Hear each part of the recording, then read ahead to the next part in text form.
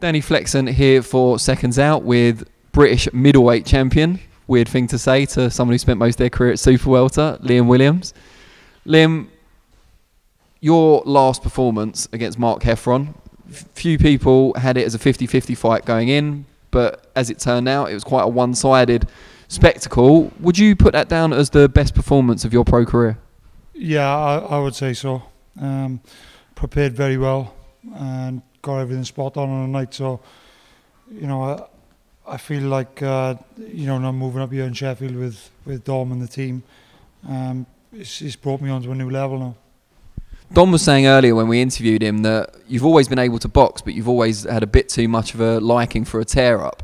Was that one of the major differences in this fight, that you stuck rigidly to a game plan? Yeah. I had it drilled into me for weeks and weeks to, you know, not get into a fight. When I was doing it in sparring, you know, standing my ground too much and having a tear up, I was getting told off. So I think it was just repetition, you know, just practice makes perfect, obviously, as they say. And, you know, I put it into practice for weeks and weeks and we got it right. I was saying at ringside on the night that the thing that impressed me most was that you never got greedy, so you'd have pockets of success, land clean shots. It looked like Heffron might be in trouble, but you didn't go for the finish until you were certain he didn't have enough left to come back, and that was probably the most impressive thing. Would you go along with that? Yeah, that's right. Like there was a couple of times, a few rounds before, where I thought I probably could have stopped him, and obviously I'd go back to the corner. Dom would give me the advice to just hang back and keep on doing what I'm doing. Sorry.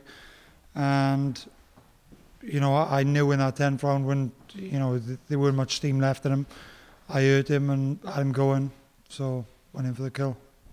Although it was a one-sided domination from you, he looked like the bigger man on the scales and also in the ring, very broad guy. You're now staying at middleweight, at least for your next fight. You're going to defend the belt against Joe Mullender. Yeah. What's the thinking behind staying at middleweight rather than dropping back down to super welter? Mainly it's just a nice quick turnaround, decent opponent. You know, I didn't have too long back, and I had 2 weeks off camp. But you know, once I got back, I had 7-8 weeks. So I didn't want to be killing myself making weight, and it just made sense to do middleweight again, for one more. But my long-term goal is to probably move back down to light middle and get a world title fight. Are there any of the world champions in particular that you'd like to target at super welter, or have you kind of been watching them and taking notes? There's either Munguia or Jarrett Hurd, and obviously for me, I'd go with Hurd because he's got more belts.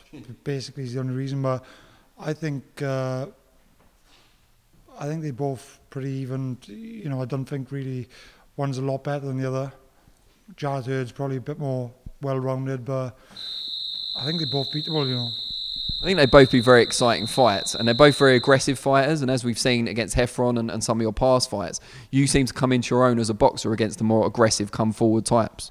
Yeah, exactly. I think both of them are good fights for me, and I take either one in a heartbeat, and you know, I'd love to get the opportunity, so fingers crossed we can make that happen. Munguia's fighting this weekend. Did you take much from his fight against Liam Smith, someone who you've obviously fought twice yourself? Not really, because me and Liam Smith have got different styles. So, you know, Liam's generally quite slow on his feet, and he plods forward. You know, and I think he thought he's gonna wear him out, but he just had way too much in the tank. He's young and fresh, you know, so he just didn't slow down basically, and that's what Smith and his team were hoping.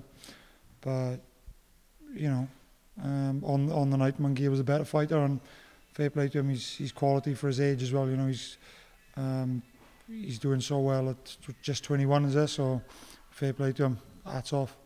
Munguia and Hurd are both obviously huge for the weight, but you've shown that you can go up and compete at a good level at middleweight. So how big are you as a super welterweight, and how will you match up to those sort of guys in terms of size? Well, do you know what? I don't think they'd be a lot bigger than me, if anything bigger than me, because everyone was going on about Heffron being a big middleweight, and I was probably bigger than him, you know, at least on par, you know. So I don't think, either of them will be a lot bigger or a lot stronger, if anything. So I think they both make for exciting fights, and I'm just, all my fingers crossed that one of them can happen maybe later on in the year. What is the plan for 2019 overall? What's your dream 2019? Mullender first, obviously impressive victory if you get what you want, and then how will the rest of the year pan out? I'm hoping to get a good win. I'm going to put in a good performance against Mullender, and then I'm hopefully going to drop back down and get that shot, get that call we're waiting for, So that's definitely my goal, is to fight and fingers crossed win a world title. I think I got it in the tank, Just before I let you go, let me get a couple of your predictions on 2 upcoming super welterweight fights, more in the domestic sphere. Well, I'll say that. One of them's a European title fight. Ted Cheeseman's obviously fighting Sergio Garcia for the European super welterweight title. Who do you fancy in that one? From what I'm hearing, I've never seen much of the European champion, to be honest, but from what I'm hearing, I think Cheeseman should probably beat him, give him a bit of a going over, too fresh, and he's just a very busy fighter, so I think Cheeseman will win. And 2 guys I'm sure you have seen, Anthony Fowler and Scott Fitzgerald, in a kind of domestic derby that a lot of people are excited about. Who do you fancy in that one, and why? I fancy Anthony Fowler. Again, I've seen bits of Fitzgerald, but not enough to make a solid prediction. But I've had Anthony Fowler here sparring quite a number of times before the last fight, and he was good. He was very good, better than I give him credit for as well. So, I think it's going to be difficult for many people at domestic scene to beat Fowler. Brilliant. Well, we wish you the best of luck for 2019. We hope you get everything, tick all the boxes on your list. Yeah, fingers crossed. Thank you. Cheers.